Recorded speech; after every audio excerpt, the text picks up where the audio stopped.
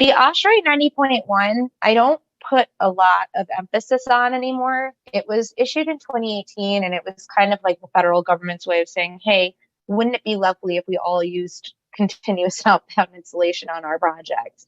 A lot of the local codes have exceeded the R values in the ASHREA. I know in New York, the energy code's been like up to 2 or 3 times since the ASHREA code's been issued. So most local jurisdictions are going to exceed these values, and you're going to want to check with the local code. I've mentioned this classification test, so I kind of want to get into like what it is and how it works. This is the AAMA 508 and 509. This is what's telling you, yes, this really is a Rainscreen. When all of those manufacturers were coming over from abroad, the American Architectural Manufacturers Association noticed that they were grabbing tests like the ASTME 330 wind load test for windows, doors, curtain walls, skylights, and the AAMA 501 dynamic water pressure test, which is for windows, doors, curtain walls, skylights. These are all important tests to have, but none of them actually tested the cavity itself.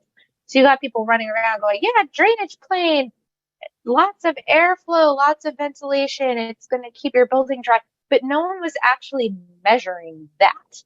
So AAMA came up with an iteration of their 501 dynamic pressure test that also measures the ventilation behind the cladding to determine that there is indeed airflow back there. The 508 is for your pressure equalized or closed joint. The 509 is for your drained and back ventilated or your open joint. This particular result, you can see that red box in the upper left-hand corner. That means it's a really good result. We're not getting any water really making it beyond the cavity or collecting anywhere. We have very high levels of ventilation, very high levels of airflow behind the cladding. So that's a very good result.